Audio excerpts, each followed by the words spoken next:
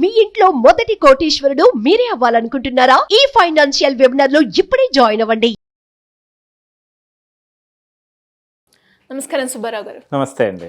మనం చూస్తూ ఉంటే ఇప్పుడున్న ప్రతి ఒక్క సిచ్యువేషన్కి కూడా ఒక క్లీన్గా మనం అబ్జర్వ్ చేస్తే బౌండరీస్ లేకపోవడం వల్లనే కొన్ని ఇన్సిడెంట్స్ కూడా మనం చూస్తూ ఉన్నాం సార్. అంటే వయసుతో సంబంధం లేకుండా, అంటే ఎంత మాట్లాడాలో అంత మాట్లాడకుండా, ఎక్కడ ఎలా ఉండాలో తెలియకుండా సర్టన్ బౌండరీస్ అనేది ఉంటుంది. అది మనము మన ఇన్బిల్ట్గా వస్తే పర్లేదు, కానీ మనం నేర్చుకోవాల్సింది చాలా ఉంటుంది.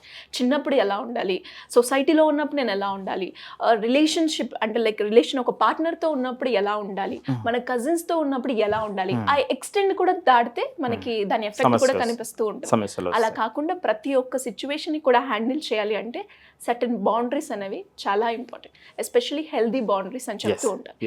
ఎలా సార్, ఎలా బిల్డప్ చేయాలి అంటారు?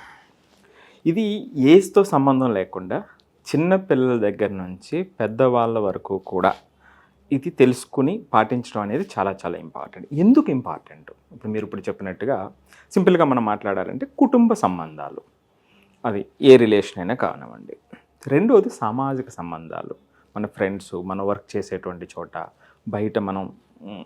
బయట ఏదైతే సమాజంలో మనం వ్యవహారికంగా ఉంటామో అలాంటి చోట సంబంధాలు అనేటువంటి చాలా చాలా ఇంపార్టెంట్. ఎందుకు ఇంపార్టెంట్ ఇవి చెడితే ఏమవుతాయి అనేటువంటిది మనం చూస్తే అండి, అది డైరెక్ట్గా మన మెంటల్ హెల్త్కి కనెక్ట్ అవుతుంది. మెంటల్ హెల్త్కి కనెక్ట్ అవుతుంది. ఎలా మెంటల్ హెల్త్కి కనెక్ట్ అవుతుంది అని చూసినప్పుడు ఇవి మూడ్ స్వింగర్స్ అండి. సిచ్యువేషన్, ఇప్పుడు సపోజ్ కార్ మీద వెళ్ళిపోతూ ఉన్నారు, ఒక ఆపోజిట్ చాలా డ్రైవింగ్తో ఉన్నారు. సో అంటే రోడ్ రేజ్ అంటారు దాన్ని. వాడికి ఏదో టెన్షన్తో ఉంటాడు, అక్కడ ఎవరితో గొడవపడి రావచ్చు, లేదా వాడికి టైం అయిపోతూ ఉండవచ్చు, ఏదో జరుగుతూ ఉంటుంది. అది వెంటనే అక్కడ ఉన్నటువంటి వాతావరణం మీద చూపిస్తాడు. సో వెంటనే ఏమవుతుందండి, అక్కడ ఇన్వాల్వ్ అయినటువంటి వ్యక్తులు వెంటనే మూడ్ స్వింగ్ వస్తుంది. ఎంత కామ్గా ఉన్నాడు, ఇంకా వాతావరణం మారిపోతుంది. సో అది అందుకే ఇంపార్టెంట్. సో ఈ విషయంలో బౌండరీస్ అనేటువంటి మీరు చెప్పినట్టుగా చక్కగా హెల్దీ బౌండరీస్ లేదా పర్సనల్ బౌండరీస్ అనేటువంటిది చాలా చాలా ఇంపార్టెంట్. ప్రతి వ్యక్తి జీవితంలో కూడా చాలా చాలా ఇంపార్టెంట్. చిన్నపిల్లలకి ఇంపార్టెంట్, పెద్దవాళ్ళకి ఇంపార్టెంట్. ఫర్ ఎగ్జాంపుల్ పెద్దవాళ్ళని తీసుకున్నాం అనుకోండి, ఒక ఆఫీసులో వర్క్ చేస్తూ ఉన్నారనుకుందాం. ఆఫీసులో వర్క్ చేస్తూ ఉండేటప్పుడు ఆ వ్యక్తి వెళ్ళిపోయే టైంకి బాసు ప్రతిసారి వర్క్ ఇస్తున్నారనుకోండి, వెంటనే మూడ్ చేంజ్ అయిపోతుంది. లేదా వాళ్ళు ఏదైనా ఒక పనిలో ఎంగేజ్ అయి ఉన్నారనుకోండి, ఆటోమేటిక్గా వేరే వర్క్ వచ్చేసింది అనుకోండి, సో వెంటనే అప్పటి వరకు ఉన్నటువంటి ఎఫర్టు, ఆ మూడు చేంజ్ అయిపోతుంది. లేదా కొంతమంది ఏం చేస్తారంటే వాళ్ళ పని కూడా మన మీద రుద్దడానికి ప్రయత్నిస్తూ ఉంటారు, రైట్? సో మరి ఇవన్నీ ఎందుకు జరుగుతాయి? ఇంకొక అతి ముఖ్యమైనటువంటి విషయం, కొంతమంది నెగిటివ్ కోవర్కర్స్ ఉంటారు. వాళ్ళ దగ్గరికి వెళ్తే ఎప్పుడూ ఏదో నెగిటివ్ మాట్లాడుతూనే ఉంటారు. బాస్ ఎట్లాగంట, లేకపోతే ఆ టీంలో ఎట్లా జరిగిందంట, ఇలా నెగిటివ్ మాట్లాడుతూనే ఉంటారు. ఎంత పాజిటివ్గా వెళ్ళినా దాన్ని సరిగా హ్యాండిల్ చేయకపోతే దాన్ని మనం కూడా క్యారీ చేసుకుంటూ వస్తాం. సో ఇట్లా ఇంకొకటి, మనం గ్రామాల్లో మనం చూస్తేనండి, ఇళ్ళల్లో కొన్ని వ్యవహారాలు ఉంటాయి. వాళ్ళకి ఏదైనా చిన్న బాధ వస్తే వెంటనే పక్కింటికి వెళ్ళిపోయి మొత్తం అంతా చెప్పేస్తారు. అక్కడ వరకు బాగానే ఉంది. వాళ్ళు రేపొద్దుటి వెలికి గొడవ పడినప్పుడు మరలా వెంటనే అవన్నీ బయటకు వస్తూ ఉంటాయి. అరే ఎందుకు చెప్పాను రా అనేటువంటి బాధను వ్యక్తం చేస్తారు. అప్పటికే జరగవలసిన నష్టం జరిగిపోతుంది. సో వీటికి ఆ బౌండరీస్ అనేటువంటివి చాలా చాలా ఇంపార్టెంట్. ఇక పిల్లల్లో ఎలా ఉంటుంది, పిల్లల్లో ఎందుకు ఇంపార్టెంట్, ఎలాంటి సందర్భాలు ఎదురవుతాయి అనే ముందు ఒక చిన్న ఎక్స్పెరిమెంట్ చేద్దామండి. ఫర్ ఎగ్జాంపుల్ ఇది వాటర్ ఉందండి ఇక్కడ. సో ఈ వాటర్లో నేను ఏం చేశానంటే ఒక పేపర్ని తీసుకొచ్చి ఇందులో వేసా. సింక్ అయిపోయిందండి కంప్లీట్గా. ఇది కంప్లీట్గా వాటర్ తీసుకుంది, రైట్? అంటే ఈ వాటర్ని అంతా కూడా ఇది అబ్జర్వ్ చేసేసుకుంది, రైట్? సో ఇప్పుడు నేనేం చేస్తున్నానంటే సేమ్ ఇదే పేపర్ని తీసుకుని ఈ గ్లాసులో పెట్టా, ఈ గ్లాసులో పెట్టి వాటర్లో పెట్టా. చూడండి ఇప్పుడు ఏం జరిగిందో చూడండి. సింక్ అవ్వలా, వాటర్ని అబ్జర్వ్ చేసుకోలేదు, కానీ ఆ వాతావరణంలోకి ఇది వెళ్ళింది కదండి, వెళ్ళింది. సో ఇదే విధంగా మన ఆఫీసులో అయినా సమాజంలో అయినా ఈ వాతావరణాన్ని దూరంగా మనం ఉండలేము. ఆ సమాజం అంతా కూడా సమాజంలో మనం భాగం. సో అక్కడ వెళ్లకుండా మనం సోషల్ ఐసోలేషన్ చేయలేం కదండి. మనిషి అనేటువంటి వాడు సంఘజీవి, అందులో ఉండాల్సిందే. కానీ మనకు మనం ఈ విధంగా ఎలా ప్రొటెక్ట్ చేసుకున్నాము అనేటువంటిది ఇంపార్టెంట్. మరి ఇలా ప్రొటెక్ట్ చేసుకోవాలంటే ఏం చేయాలి? That is exactly personal boundaries లేదా హెల్దీ, మీరు చెప్పినట్టుగా మంచిగా హెల్దీ బౌండరీస్ అండి, ఆరోగ్యకరమైనటువంటి బౌండరీస్. Great sir. నిజంగా మీరు చెప్పినట్టుగా మనం ఆ సిచ్యువేషన్ నుంచి అయితే ఎస్కేప్ అవ్వలేం, కానీ ఆ సిచ్యువేషన్లో ఉంటూ కూడా వైజ్గా హ్యాండిల్ చేయడంలోనే ఉంటుంది. సో అది ఎలా సార్? అది ఎలా, దీనికి అది ఎలా అనేటప్పుడు చిన్నపిల్లల విషయంలో చూద్దామండి. మన చిన్నపిల్లలు జనరల్గా మనం కొంచెం ఎక్కువగా పట్టించుకోము, అంటే ఇలాంటి విషయంలో వాళ్ళు వెళ్తారులే చూస్తారులే అని అనుకుంటాం. ఎగ్జాంపుల్, కొంతమంది పిల్లలు ఏం చేస్తారంటే అండి, ఇదంతా కూడా ఎవరైతే కొంచెం సెన్సిటివ్గా ఉంటారో అలాంటి పిల్లలు ఎక్కువ ఉంటుంది ఇది. అంటే పాపం ఎదుటి వాళ్ళకి ఎక్కువ విలువ ఇస్తూ ఉంటారు, వాళ్ళ సెల్ఫ్ కేర్ కన్నా కూడా ఎదుటి వాళ్ళకి ఎక్కువ విలువ ఇస్తూ ఉంటారు. అలాంటి సందర్భం గురించి మనం మాట్లాడుతున్నాం. కొంతమంది అసలు పట్టించుకోకుండా ఉంటారు. ఎప్పుడైతే అసలు పట్టించుకోనటువంటి వ్యక్తితో ఆ పిల్లవాడితో ఈ పిల్లవాడు జాయిన్ అయ్యాడు అనుకోండి, పాపం వీడు చాలా మెంటల్గా తెలియకుండా సఫర్ అవుతాడు. ఉదాహరణకి కొంతమంది జబర్దస్త్గా ఉంటారు పిల్లలు కూడా, చాలా టేక్ ఇట్ ఫర్ ఈజీ తీసుకుంటారు ప్రతి థింగ్స్ కూడా. కొన్ని సందర్భాల్లో వీళ్ళు లంచ్ బాక్స్ ఉందనుకోండి, చిన్నపిల్లలు పట్టుకెళ్ళినటువంటి లంచ్ బాక్స్, కొంతమంది పిల్లలు ఎవరైతే ఇట్లా టేక్ ఇట్ ఫర్ గ్రాంటెడ్గా తీసుకునేటువంటి పిల్లలు ఉన్నారో జబర్దస్త్గా దాన్ని తీసుకుంటారు, స్నాక్స్ కానివ్వండి ఏదైనా సరే. కొంతమంది ఏం చేస్తారంటే క్లాసులో డిస్టర్బెన్స్, అంటే ఇది పర్సనల్గా సోషల్ రిలేషన్కి సంబంధించి ఆ తోటి విద్యార్థులతో. రెండోది క్లాస్ విషయానికి వచ్చేటప్పటికి ఈ పిల్లవాడు చాలా సహజంగా క్లాస్కి వస్తాడు, అంటే చాలా ఎంతుజియాజంతో వస్తాడు, చాలా మంచి మైండ్తో వస్తాడు. క్లాసులో అవతల పిల్లలు ఆ క్లాస్ని డిస్టర్బ్ చేయడానికి ప్రయత్నించారు అంటే వీడిని ఇన్ఫ్లుయెన్స్ చేస్తారు. ఎప్పుడైతే వీడిని ఇన్ఫ్లుయెన్స్ చేశారో వీడి ఒక బౌండరీ లేకపోతే, వీడి పని మీద వీడికి ఆ బౌండరీ కానీ స్ట్రిక్ట్ రూల్ కానీ లేకపోతే ఏమవుతుందంటే వాళ్ళ యొక్క ట్రాప్లో ఈ పిల్లవాడు మంచి పిల్లవాడు అయినప్పుడు కూడా పడిపోయి వీడు కూడా అటెన్షన్ చూపలేనటువంటి పరిస్థితి వస్తుంది. ఇక మూడో సందర్భం, కొంతమంది పిల్లలు ఏంటంటే పాపం ఎవరో పక్క వాళ్ళు అడిగారు కదా అని ఎక్కువ ప్రేమతో వాళ్ళ మీద ఉన్నటువంటి గౌరవంతో వీళ్ళు వర్క్ ఉన్నా సరే పక్కన పెట్టి వాళ్ళ వర్క్ని చేస్తారు. చివరిలో వీళ్ళ వర్క్ చేయడానికి టెన్షన్ పడతారు. అందుకే నేను మెంటల్ హెల్త్ అనేటువంటిది డిస్టర్బ్ అవుతుంది అనేది పిల్లల్లో కూడా ఇది జరుగుతుంది. మనం ఇందాక చెప్పుకున్నాం పెద్దవాళ్ళలో కూడా ఆఫీస్ వ్యవహారాల్లో సహజంగా జరుగుతుందని. మరి దీన్ని ఎట్లా, ఈ పర్సనల్ బౌండరీస్ అనేటువంటిది మనం ఎట్లా తీసుకోవాలి, ఎలా ఓవర్కమ్ చేయాలన్నప్పుడు చాలా సింపుల్గానండి. ఫస్ట్ నౌ యువర్ లిమిట్స్ అండి. మన లిమిట్స్ ఏమిటి, ఎలా తెలుస్తుంది, మన లిమిట్స్ ఎలా తెలుస్తుంది? చాలా సింపుల్గా చెప్తాను మీకు. మన లిమిట్స్ ఎలా తెలుస్తుందంటే, ఏ పని చేస్తే లేదా ఏ ఇన్స్ట్రక్షన్ మీకు వస్తే మీకు చిరాకు వస్తుంది, లేదా కోపం వస్తుంది, లేదా మీ మూడ్ చేంజ్ అయిపోతుంది, అదేదైనా కావచ్చు, నేను ఇందాక చెప్పిన సందర్భాలు కావచ్చు.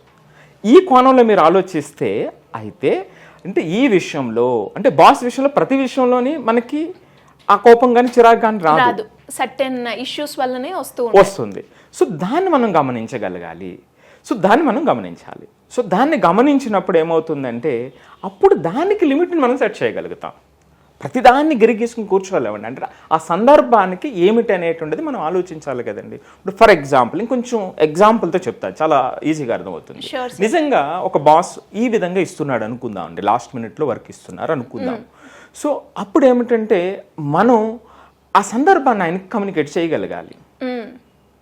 అప్పుడప్పుడు జరిగితే ఓపెన్ కమ్యూనికేషన్ చేయగలగాలి. చేసినప్పుడు ఏమవుతుందంటే చేయటంతో పాటుగా చిన్న బాధ్యతను కూడా ఇక్కడ మనం ఎరగాలి. ఎలా, ఇప్పుడు సపోజ్ మీ ఆఫీస్ అవర్ తర్వాత ఈవినింగ్ 6 తర్వాత 7 తర్వాత వర్క్ అసైన్ అవుతూ ఉంది అనుకుందాం. సో దాన్ని అప్పుడు రెస్పాండ్ అవ్వాల్సినటువంటి పని లేదు, దాని గురించి గాబరా పడవలసినటువంటి పని ఏమాత్రం లేదు. అన్లెస్ అది ఏదైనా చాలా అర్జెంట్ అయితే అది తప్ప జనరల్గా అవ్వాల్సినటువంటి అవసరం లేదు. కానీ నెక్స్ట్ డే మీరు వెళ్ళే టైంకి దాని గురించి రెడీ అయ్యి వెళ్ళగలిగితే, ఆయన దగ్గరికి మీటింగ్కి వెళ్ళే టైంకి లేదా ఫస్ట్ 2 hours ఆ వర్క్ చేసి అతని దగ్గరికి వెళ్ళగలిగి కంప్లీట్ సొల్యూషన్తో వెళ్ళగలిగితే ఈ విల్ అండర్స్టాండ్, అంటే ఎనీబడి కెన్ అండర్స్టాండ్ అనమాట అండి. సో కాబట్టి ఫస్ట్ నవ్ యువర్ లిమిట్స్, ఎక్కడ ఈ ఇబ్బంది వస్తుంది ఇదే పిల్లలకు కూడా అలవాటు చేయగలగాలండి. సో ఎక్కడ ఇబ్బంది పడుతున్నారు అనేటువంటిది. సో లేకపోతే ఏంటంటే టోటల్గా చిన్నపిల్లలు ఏమవుతుందంటే యాక్టివిటీకి దూరం అయిపోతారు. మనం జాబ్ కాబట్టి తప్పనిసరిగా చేస్తాం, పిల్లలు ఎక్కువ ఏమవుతుంది దానికి టోటల్గా దూరం అయిపోతారు. అందుకే కొన్ని మ్యాథ్స్ కానీ ఫిజిక్స్ కానీ కొన్ని సబ్జెక్టులు ఎందుకు దూరం అయిపోతారంటే ఇది కూడా ఒక కారణం అనమాట అండి. సో రెండో విషయానికి వచ్చేటప్పటికి ఎప్పుడైతే మనం కమ్యూనికేట్ చేసామో అలాగని వెంటనే వాళ్ళు రెస్పాండ్ అవుతారని మనం పరిగణలోకి తీసుకోలేం. ఎప్పుడైతే మిమ్మల్ని అంత శ్రద్ధగా అర్థం చేసుకునేటువంటి వ్యక్తి అయితే ఆటోమేటిక్గా ఈ సమస్య కూడా రాదు. ఎస్, వాళ్ళే మనకి వర్క్ ఇవ్వకుండా ఉండేవారు. సో దాన్ని ఆ లిమిట్లోనే వాళ్ళు కూడా అంతే లిమిట్స్గా ఉంటారు. డెఫినెట్గా ఆ లిమిట్స్ కూడా మనకు చెప్తారు. సో ఇప్పుడు కాదు రేపు చెయ్యి లేకపోతే అనేది చెప్తారు. మరి ఇక్కడ సమస్య అలా అర్థం కాలేదనే కదండి. అందుకని కమ్యూనికేట్ చేయటమే కాదు, దాన్ని ఎన్ఫోర్స్ చేయగలగాలి.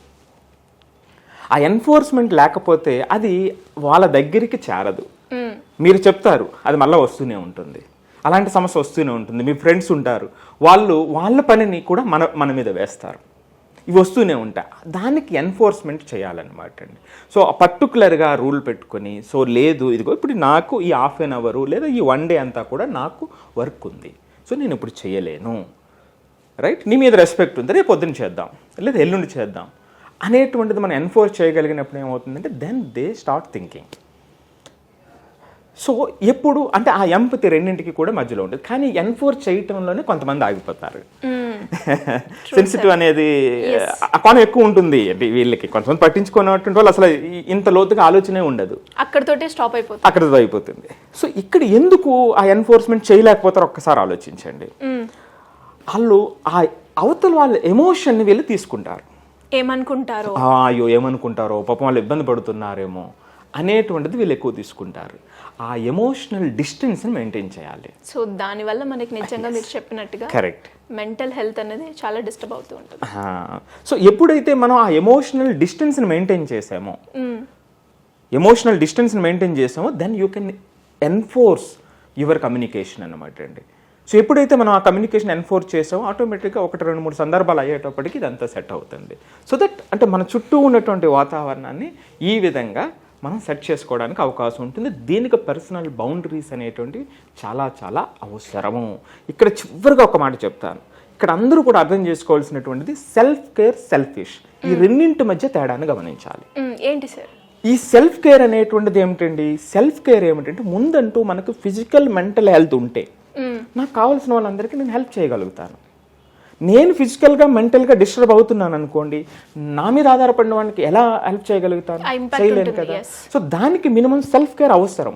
సెల్ఫిష్ అంటే ప్రతిదీ నా కోణంలో ఆలోచించటం, తన స్వార్థం కోసం ఆలోచించడం. ఈ రెండింటికి అంటే ఆ ఎక్స్ట్రీమ్ ఉన్నటువంటి వాళ్ళు ఈ సెల్ఫిష్నే సెల్ఫ్ కేర్ కింద తీసుకుంటారు. That's what I'm telling you. అది ఇది అంటే ఇప్పుడు మనం తీసుకున్న టాపిక్ సెన్సిటివ్ టాపిక్ అండి. సో అది ఎవరు దీంట్లో ఫాలో అవుతున్నారు అనేటువంటిది చూసి ఎక్కడ ప్రతిబంధకాలు ఉన్నాయని కూడా చెప్పాను. ఇక్కడ ఆ సెల్ఫిష్నెస్ పెరిగిపోవటం అనేటువంటిది, లేదా ఆ ఎమోషనల్గా అవతల వాళ్ళని వీళ్ళు ఓన్ చేసుకుని ఇబ్బంది పడటం అనేటువంటిది. సో ఇది పెట్టుకుంటే చక్కగా మనం ఎక్కడికి వెళ్ళినా సరే ఆ పాజిటివ్ ఎన్వైరన్మెంట్ అలా కనిపిస్తూ ఉంటుందండి. డెఫినెట్గా సార్, మాకు ఒక ప్రాక్టికల్ ఎగ్జాంపుల్ తోటి మా మైండ్లో కూడా మీరు చెప్పింది ఖచ్చితంగా రిజిస్టర్ అయ్యేలాగా చెప్పేశారనమాట. నిజంగా మీరు చెప్పినట్టుగా ప్రతి ఒక్క దగ్గర మనకి బౌండరీస్ అనేది చాలా ఇంపార్టెంట్. అండ్ ఎస్పెషల్లీ దీనికైతే వయసుతో అస్సలు సంబంధం లేదు. మనం చిన్నప్పటి నుంచి ఇంకా నేర్చుకుంటే మనకి పెద్ద అయ్యాక ముందుగానే అలర్ట్ అవుతూ ఉంటాం. అంటే ప్రొఫెషనల్గా కావచ్చు, పర్సనల్గా కావచ్చు, ఎక్కడైనా చాలా ఆర్గనైజ్డ్ అయిపోతారు. డెఫినెట్గా. ఎనీవేస్, చాలా మంది కూడా రీసెంట్గా మీరు కండక్ట్ చేసిన క్లాస్కి అయితే మంచి రెస్పాన్స్ కూడా రావడం జరిగింది. ఇంకా ఇంట్రెస్ట్ ఉన్న వాళ్ళు ఎవరైనా కూడా జాయిన్ అవ్వాలి అంటే వాళ్ళ గురించి ఏమైనా ఫెసిలిటీ ఉందా సార్? ఖచ్చితంగా అండి. మనం పెయిడ్ సెషన్ కాకుండా ఫ్రీ సెషన్ కూడా మనం ఆర్గనైజ్ చేయబోతున్నామండి June 12th నుంచి. సో June 12th అనేటువంటిది వాళ్ళు కాల్ చేసి ఎన్రోల్ అవ్వచ్చు. సో దానితో పాటుగా అక్కడ వాళ్ళకు వచ్చినటువంటి ప్రాబ్లమ్స్ ఏదైనా కొంచెం ఇంకా విపులంగా చెప్పగలిగినట్లయితే వాళ్ళకు పర్సనల్ అపాయింట్మెంట్స్ కానివ్వండి, లేదా మరలా గ్రూప్ క్లాసెస్ పర్టికులర్ ఇష్యూస్ మీద ఆ జర్నీలో నీట్ జర్నీలో కానివ్వండి, పర్సనల్ జర్నీలో కానివ్వండి ఉంటాయి. సో దానికి ఎన్రోల్ అవ్వచ్చు అండి. Thank you sir, thank you so much. Suman టీవీలో మీ పర్సనల్ అండ్ బిజినెస్ ప్రమోషన్స్ కోసం కింది నెంబర్కి కాంటాక్ట్ చేయండి.